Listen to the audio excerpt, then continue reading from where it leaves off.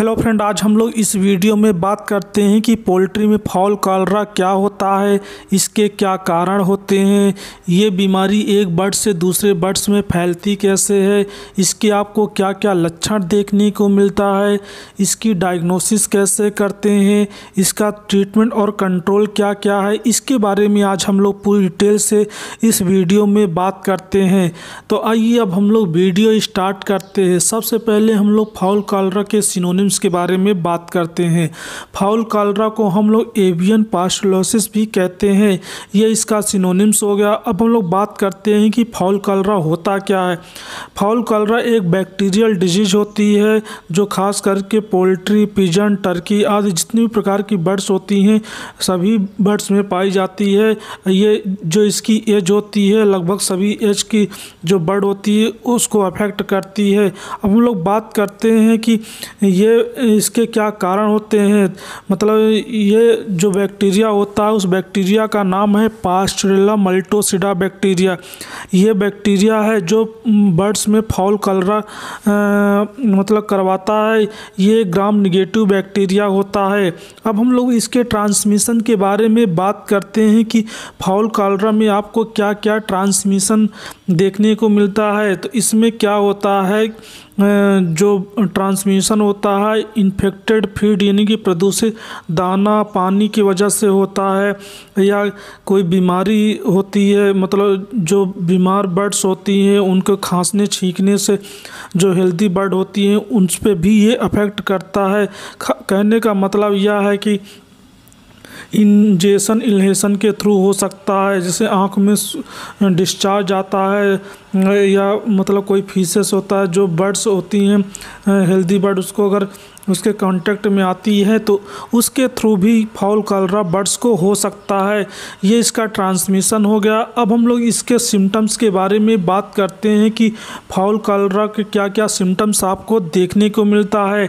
तो इसमें सबसे पहले हम लोग पर एक्यूट स्टेज की बात करते हैं। तो इसमें क्या होता है, जो बर्ड्स होती है उसकी अचानक से मृत्यु होने लगती है बिना लक्षण दिखाए हुए, ये पर एक्यूट स्टेज होती है। दूसरी होती है एक्यूट स्टेज। इसमें क्या होता है, बर्ड्स खाना पानी छोड़ देती है, कमज़ोर हो जाती है, उसके नाक से डिस्चार्ज आने लगता है, आँख से डिस्चार्ज आने लगता है, खांसने लगती है, छींकने लगती है। जब बर्ड ब्रीड करती है तो उसमें खून भी देखने को मिलता है। यही इसका मेन लक्षण होता है।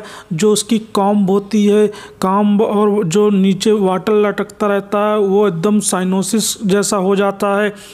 ये एक्यूट फॉर्म के लक्षण हो गए। अब हम लोग क्रोनिक फॉर्म के बारे में बात करते हैं। क्रोनिक फॉर्म में क्या होता है, जो कॉम्ब और वाटल होती है पूरी तरह से एकदम फूल जाती है, बहुत ज़्यादा सूजन हो जाती है। ये इसका क्रोनिक स्टेज होती है। अब हम लोग इसके पोस्टमार्टम लीजन की बात करते हैं। तो इसमें हम लोग देखते हैं कि जो हार्ट की मसल होती है उसमें हीमोरेज देखने को मिलता है, खास करके मायोकार्डियल हीमोरेज देखने को मिलेगा, एपिकार्डियल हीमोरेज देखने को मिलता है। उसके इंटेस्टाइन जो आंत होती है उसमें आपको हीमोरेज देखने को मिलेगा। जो गिजार्ड होते हैं उसमें भी आपको हीमोरेज देखने को मिलता है। साथ ही साथ में जो लीवर होते हैं लीवर में भी आपको छोटे छोटे पैचेस देखने को मिल जाएंगे।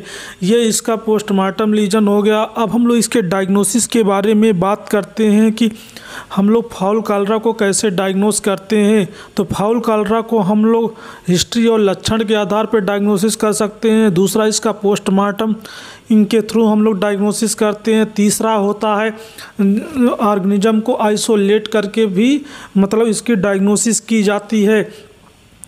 ये इसकी डायग्नोसिस होती है। अब आइए इसके हम लोग ट्रीटमेंट के बारे में बात करते हैं कि इसको हम लोग क्या क्या ट्रीटमेंट दें जिससे कि हमारी बर्ड्स को मतलब आराम मिल सके। तो मैं आप लोगों को 4-5 दवाई बताऊंगा, उनमें से कोई एक ही दवाई आपको यूज में लेनी है।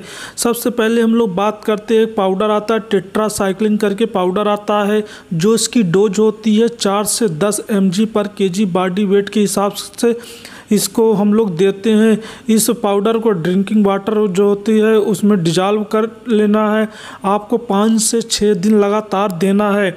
ये पहला पाउडर हो गया। दूसरा पाउडर, जैसे ये आपको नहीं मिल रहा है तो आप स्ट्रेप्टोमाइसिन का पाउडर आता है उसको भी दे सकते हैं। इसकी जो डोज होती है 30 से 60 mg पर kg बॉडी वेट के हिसाब से इसको देते हैं। इसको भी 5 से 6 दिन लगातार दे सकते हैं। या सबसे बढ़िया जो एंटीबायोटिक आती है, वेंडॉक्स करके एंटीबायोटिक आती है, वो आप दे सकते हैं। या वेंडॉक्स नहीं है तो वेनफ्लॉक्स करके एंटीबायोटिक आती है, वो दे सकते हैं। या जो सल्फा ग्रुप के कोई सी भी एंटीबायोटिक है उसको आप अपने बर्ड्स को दे सकते हैं। 6 से 7 दिन लगातार आपको अपने बर्ड्स को देना है। जो इसकी डोज होती है 1 mg पर 2 लीटर ड्रिंकिंग वाटर में डिजॉल्व करके 5 से 7 दिन आपको लगातार देना है। ये मैंने आपको 4-5 दवाई बताई, इनमें से कोई एक दवाई आपको यूज करनी है, वो भी रजिस्टर्ड वेटरनरी डॉक्टर की हेल्प से। ये इसका ट्रीटमेंट होता है। अब हम लोग इसके कंट्रोल के बारे में बात करते हैं कि इसको हम लोग कैसे बचाव कर सकते हैं। तो आपको क्या करना है, सबसे पहले तो अपनी बायो सिक्योरिटी को मेंटेन करना है। फिर दूसरा, जो विजिटर होते हैं, जो मतलब विजिट करने जाते हैं, थोड़ा उसको रिस्ट्रिक्शन आपको करना है। फिर तीसरा, आपको प्रॉपर्ली हाइजीनिक मेंटेन करना है। चौथा, आपको क्या करना, जो अफेक्टेड बर्ड होती है हेल्दी बर्ड से आपको सेपरेट कर लेना है। फिर पांचवा, आपको क्या करना है, इसकी जो वैक्सीन होती है वैक्सीन आपको ज़रूर लगवाना है फाउल कॉलरा की। इस प्रकार से आप उसका कंट्रोल कर सकते हैं। साथ ही साथ में जो फ्लाई होती है, मक्खी वगैरह होती हैं, उसको भी आपको प्रॉपर्ली मेंटेन करना है, कंट्रोल करना है। इस प्रकार से अगर आप प्रॉपर्ली केयर करते हैं तो डेफिनेटली आपको रिजल्ट देखने को मिलेगा। ये मेरा वीडियो अगर आपको अच्छा लगा हो तो प्लीज़ लाइक शेयर कमेंट ज़रूर करें, जिससे कि मेरी नई नई वीडियो का नोटिफिकेशन आपको समय समय पर मिलता रहे। वीडियो देखने के लिए धन्यवाद।